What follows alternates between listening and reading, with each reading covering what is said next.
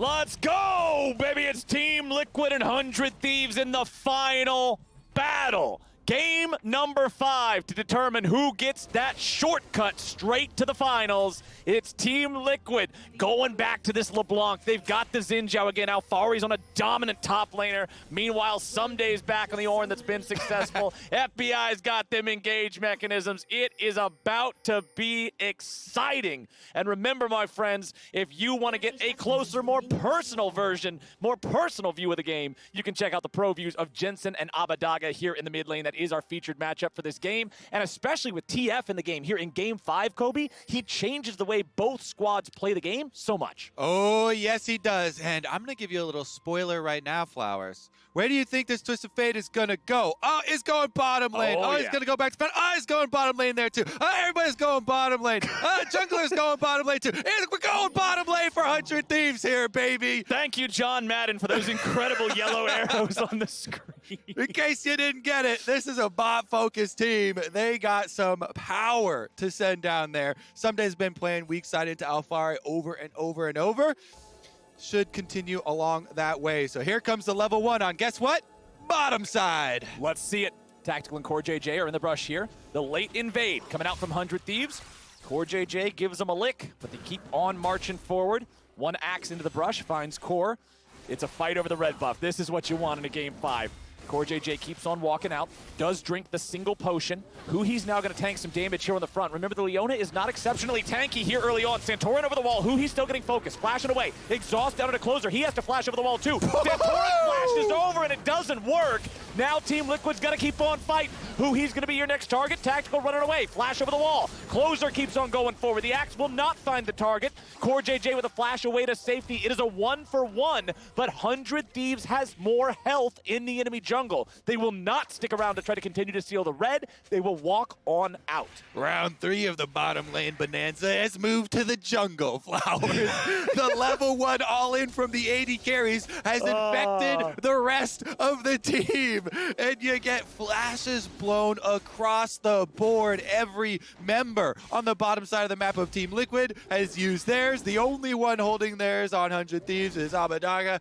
Top laners are on their own islands, which is where Alphari and Team Liquid want it, so he can try and harass Ssumday, create his own advantages. Let's see it again here, as Huhi was leading the charge, and 100 Thieves were hungry for some PvP. And you generally want to try and abuse the level 1 of Olaf on invades like this, especially when you're backed up with CC from the rest of your team. But the damage from Brambleback actually means a lot in level 1 invades, and if they push past it, they take a lot here on the exit. This is the important part, though. The triple flashes over this wall all mean they can focus down and get the first blood bonus on the side of 100 Thieves. And then Tactical has very good flash long way over the Krug pit to get himself out. Corejj has to do his bottom side as well. But the big takeaway is the first blood bonus is meaningful in the level 1s like that.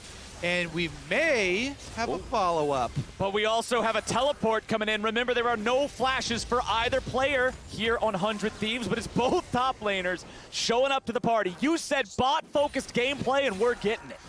Yeah, wonder who could have saw that one coming, baby?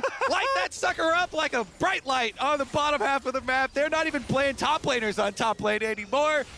Forget about the island. Everybody's moving to the main land right now. But I do want to point out, before we get any more battles, the money where the kills went. Jensen got the kill for Team Liquid. However, that first blood over for 100 Thieves went over to Huhi, not the ideal recipient. True. I also wanted to see a pan over. Whenever you see level 2 or level 3 teleports to the bottom half of the map, you want to immediately pan over to look at the top minion wave.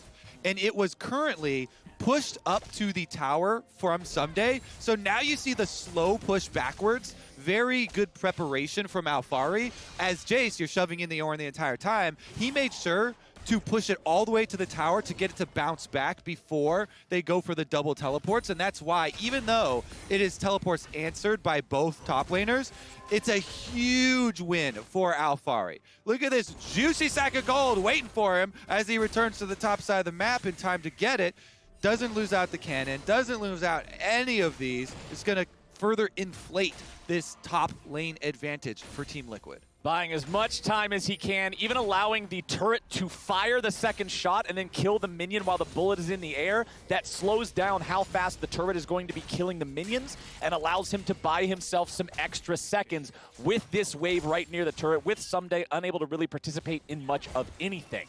Abbedagge and Jensen both level 5. Here is Corejj roaming around at level 2, and 100 Thieves are immediately onto the Drake. I'm going to start calling this ward up here by mid lane, the Corejj ward, not because he places it, because it's placed to see him and his constant attempts at roams towards mid lane.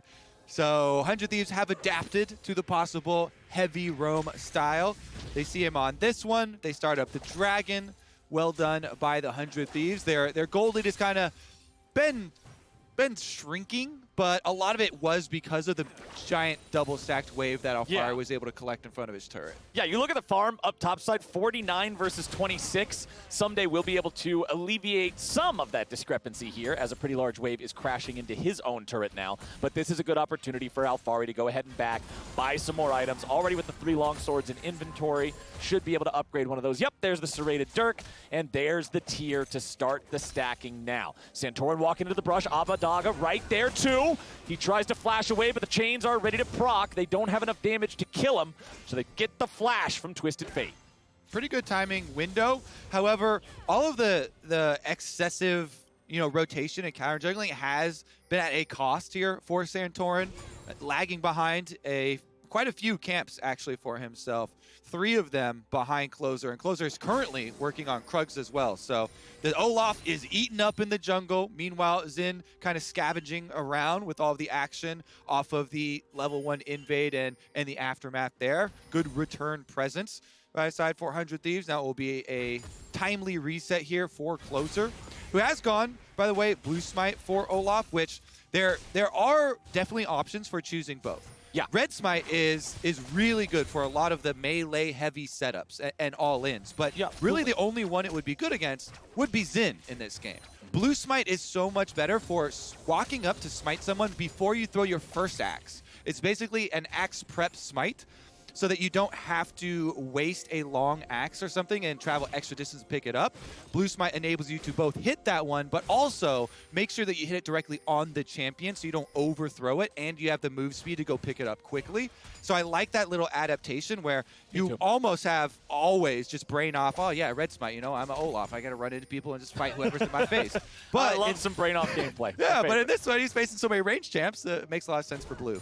Well, you can see 100 Thieves are positioning themselves around the mid lane, but ganking mid lane is a very different story for these two teams because LeBlanc is so evasive. She has so many ways to get away, and Twisted Fate has no mobility at all. So much easier for Team Liquid to apply pressure here than it is for 100 Thieves. But 100 Thieves now switching over to the topside river. Abbedagge is down to 300 HP as Jensen goes in for some damage, but that doesn't matter. Abbedagge is not the focus. It's just buying time and creating a distraction so that Closer can get his second neutral objective of the game. Yeah, I too have a strong emotional connection to Shelly and get choked up sometimes when she's about to go down. Shelly dies, but she's going to go to a good place. Flowers in the hands of Closer. See where they can actually mine some bunny because Tactical does get a turret plate knocked off down there due to the extra pressure.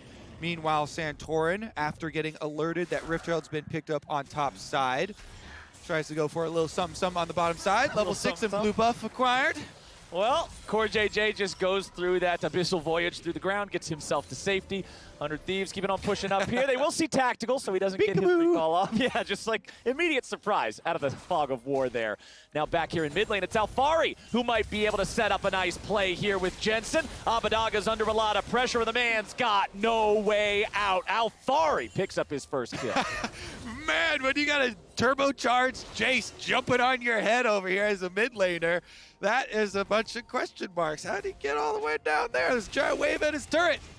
Cannon minion does go down during it, but it's a well-paid price. Exactly. Alphari roams at a time when, yeah, there's a big wave colliding, but the cannon minion soaks up so many bullets that it means he can get up there to farm everything else. And I do like when you see top laners like this, not just trying to get the most out of their lane and staying in topside. Oh, how much can you throw Shock Blast at the Ornn while the Ornn is under tower? Yeah, okay, Yeah. you got another 200 health off him. Great. Fantastic.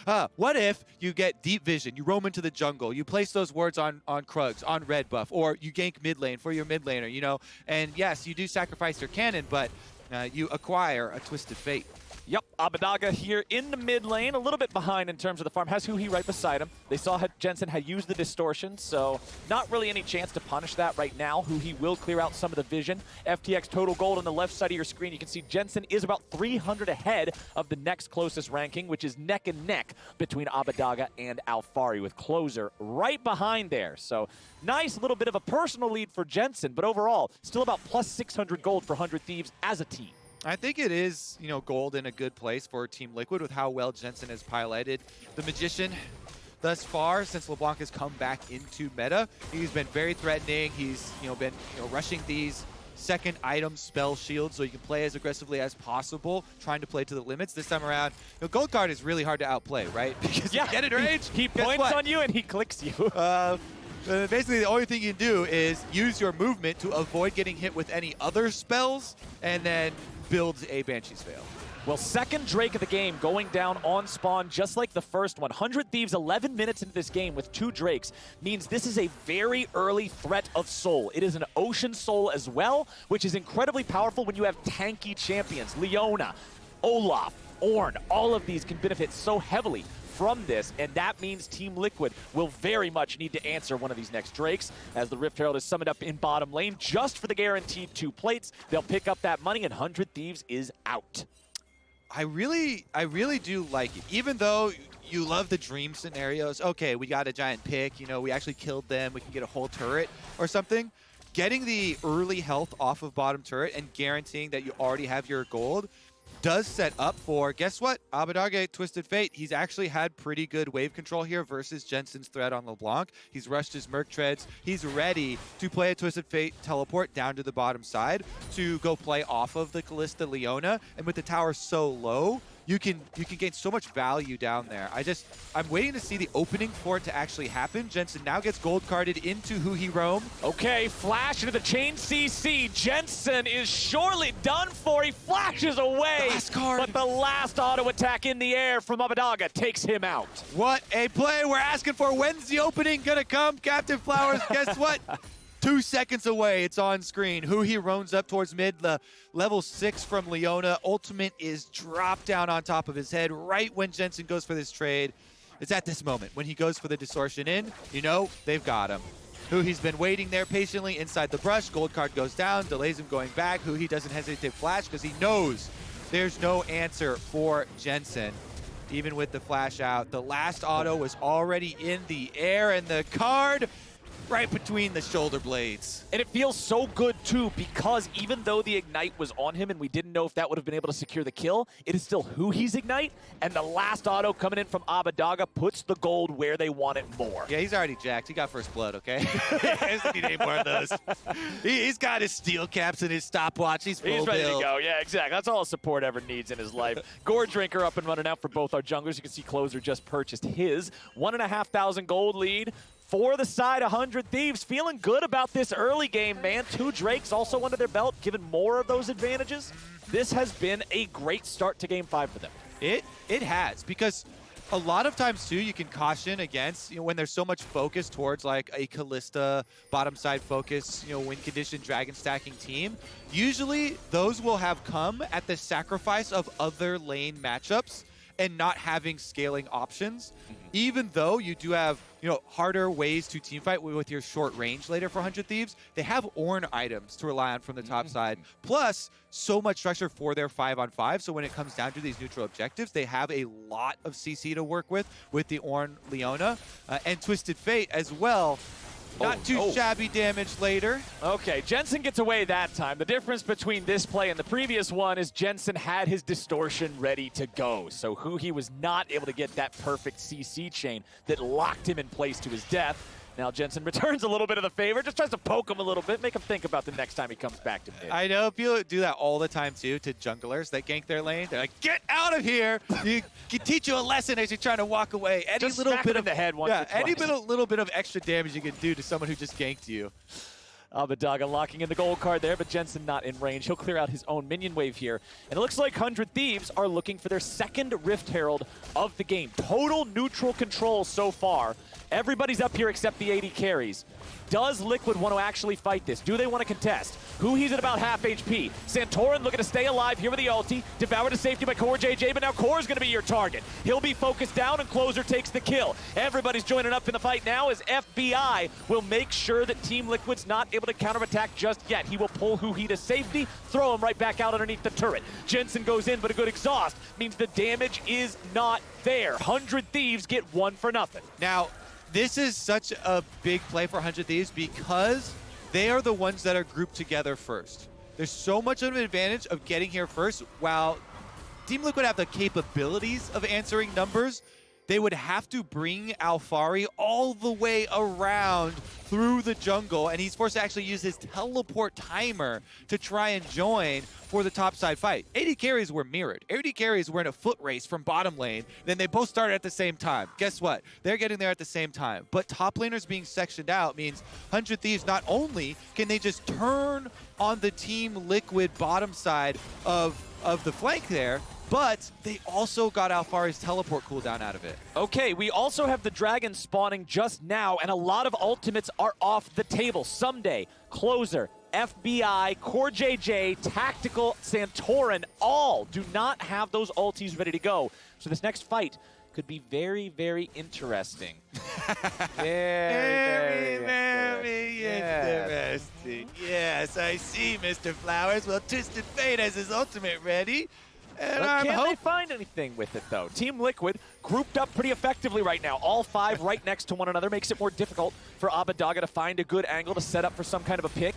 Closer running forward. Huhi goes in, nearly dragged over the wall. Ssumday ulti coming through. Santorin's going to be your target. Goes for the ulti yet again. Alphari grabbing the kill onto Huhi with a lot of damage coming through, and Jensen grabbing number 2. Ssumday now has to hobble back out. Abbedagge is the only one with a good amount of health left on the side of 100 Thieves. Ssumday and FBI are low. Team Liquid wants to find a little bit more, but they got to respect the gold cards. Alphari goes in. FBI loses the Immortal Shield Bow, and Corejj is thrown back over the wall. FBI still alive somehow. Santorin with an audacious charge over the wall as they continue looking for 100 Thieves carries. Piercing arrow, not gonna find the mark, and it doesn't even need to. Shock blast point blank with the 12 gauge. Alphari's got him, and Team Liquid strikes back.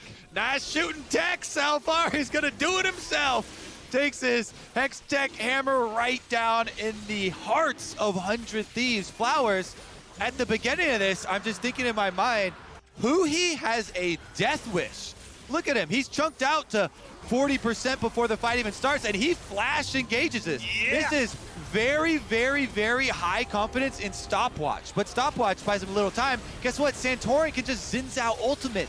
So they take down Huhi immediately after that. Xin Zhao ultimate buys Santorin plenty of time to disengage, and Team Liquid, with the range advantage there, they've got the Jayce, LeBlanc, and Varus. It's so easy with these 3 ranged carries to be able to focus fire. And focus in these early fights is the critical matter. So they focus down both front line members. Huhi, and then take down the Olaf. It's easy to chase through the rest of the members after you've already taken down the 2 front line.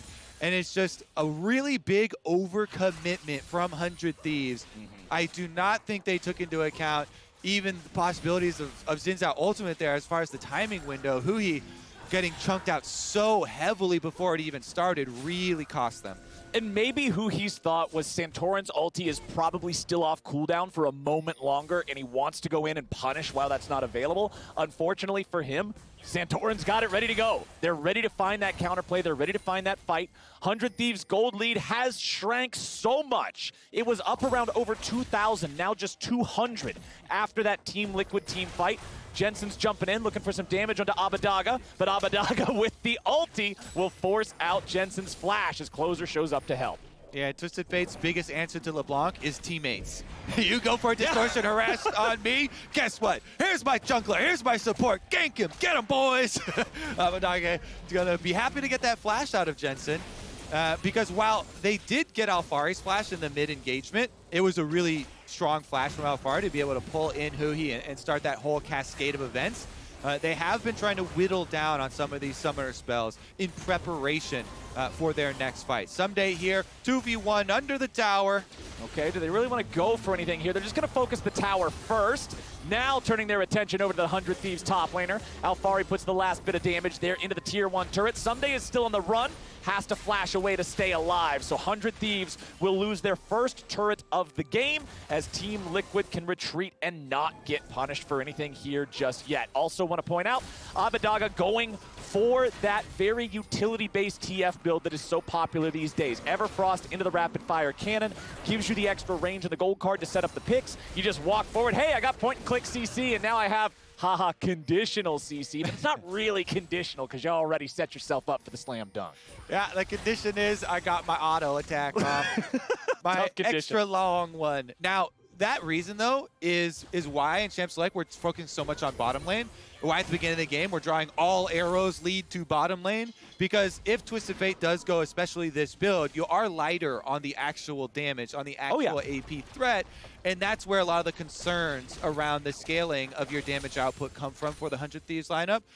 Twisted Fate, I think, still can be a decent damage output. But, you know, to your point, your rapid fire is a utility buy. Yeah. It is not, you know, going for those Lichbane type of Twisted Fate plays. It also means that you don't get to your like stopwatch Messiah type of plays that much quicker either. So it is going to be, it's going to have to be an intelligent use from 100 Thieves as far as where they fight around, because now their damage is fully reliant on FBI, on closer from the front line. So see if they can find their picks. Team Liquid bouncing back pretty well for themselves, especially Alphari.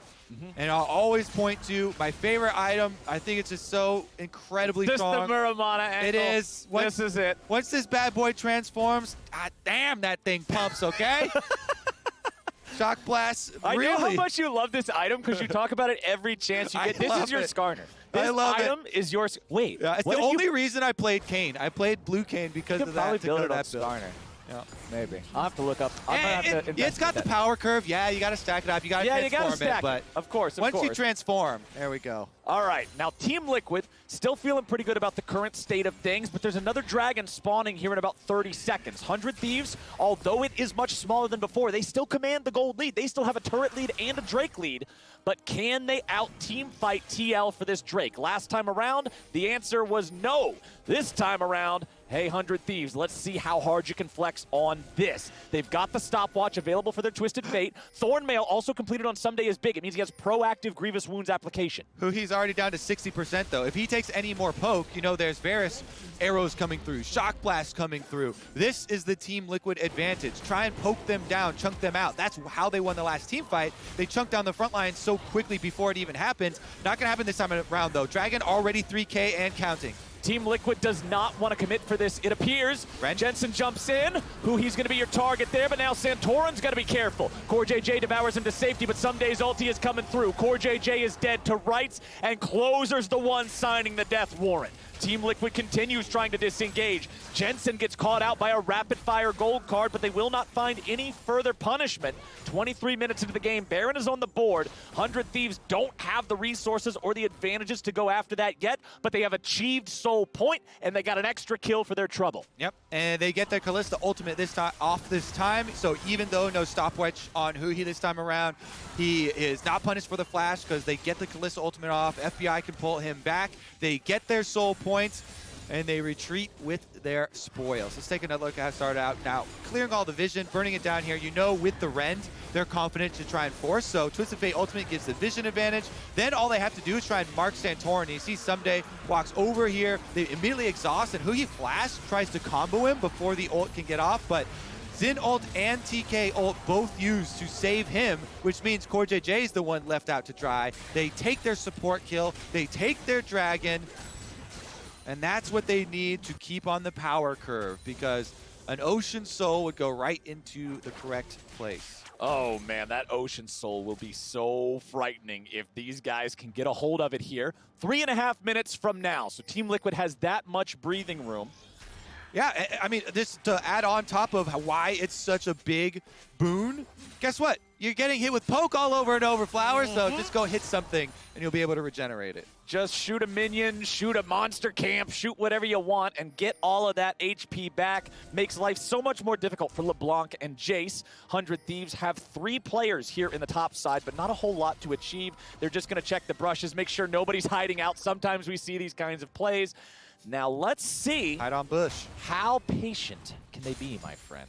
This is like one of those Animal Planet shows where the cheetahs hide in the brushes waiting for the gazelle at the water hole. Natural habitat. Abbedagge and Closer waiting as the prey approaches. Jensen, unknowingly, will he distortion the backline? Will he distortion the backline? He does double distortion. Double distortion means no way home. Closer gets the kill, and Jensen is taken out of the picture for 40 seconds. It's just his natural instincts there. You gotta. Every time it feels like camera goes over Jensen and Jensen casts distortion, 300 Thieves members are there. You press distortion, you get ganked.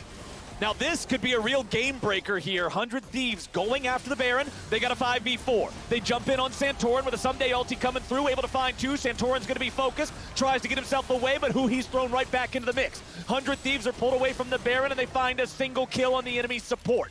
5v3 on the map. Jensen will respawn in 5 seconds. He does have teleport, so the trade is you stop the Baron for a kill.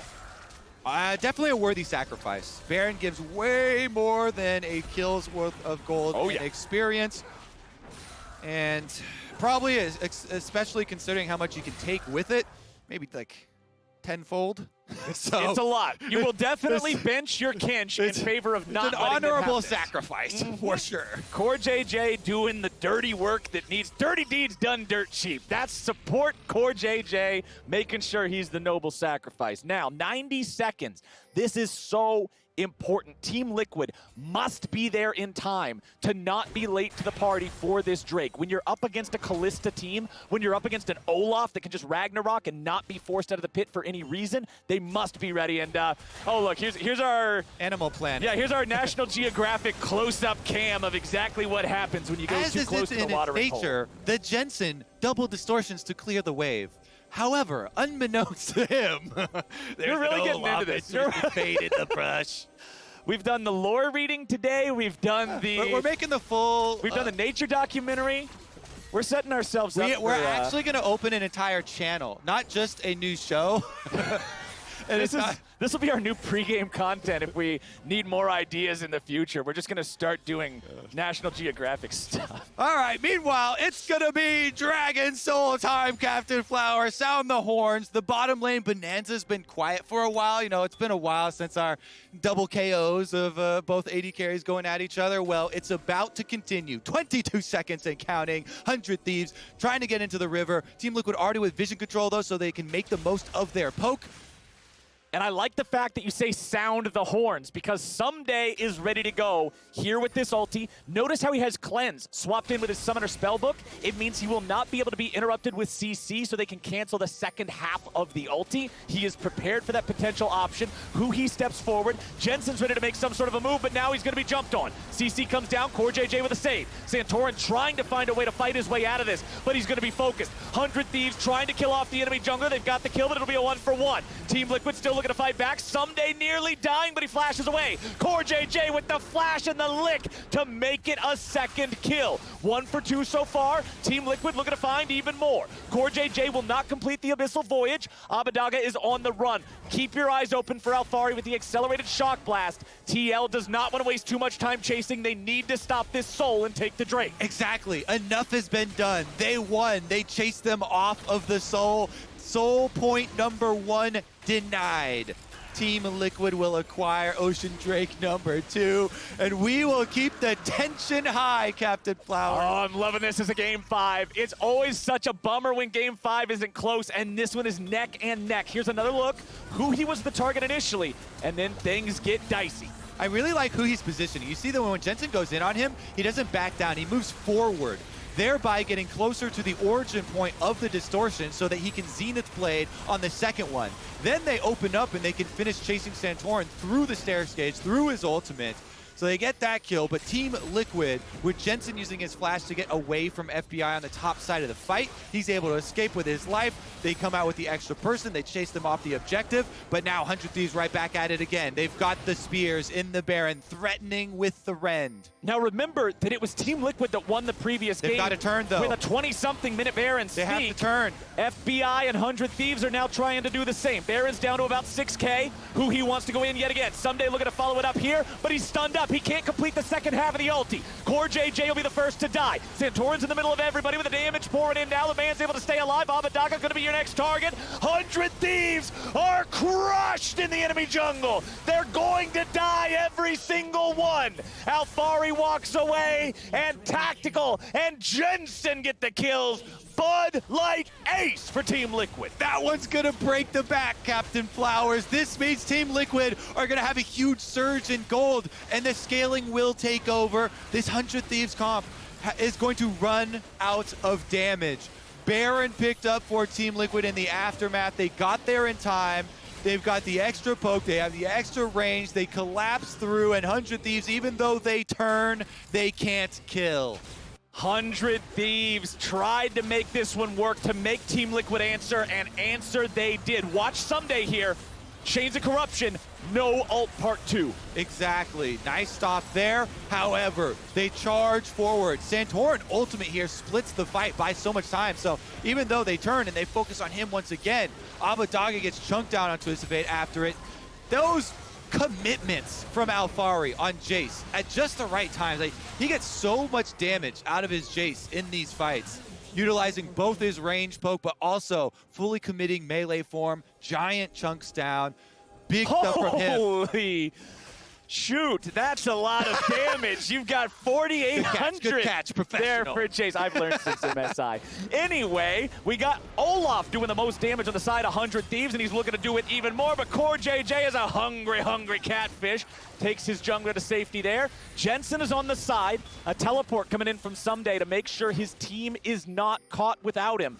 Team Liquid with the Baron, with the control. We'll see what all they can get out of this. Remember, they also need to still keep in mind that that next Drake spawns 2 minutes from now, and they cannot allow 100 Thieves to have it. Pressure in mid, pressure in bottom. It's a 4-1 split, with Jensen being the split. And they just have so much more damage on the side of Team Liquid. So 100 Thieves are basically a punching bag. Okay, Ssumday fires off the ulti, finds it onto 3, knock up onto 2. Yep. This could be really big. Santorin with the disengage here on the ulti, trying to stay alive, and the man's doing it wonderfully. Closer's gonna be your next target. He does not have a way out. He has no Ragnarok. He's gonna revive here in the Guardian Angel, but this could be the end of the game, the end of the series. Team Liquid, it's another game with another Baron leading to another win. Ssumday and FBI stand against the entirety of TL. They will march down mid lane. Nexus turrets the targets. Ssumday and FBI putting up whatever fight they can. It's not gonna matter. They find Alphari, but that's all they're gonna get. 100 Thieves are aced. Team Liquid were put to the test in this series, and they answered the call.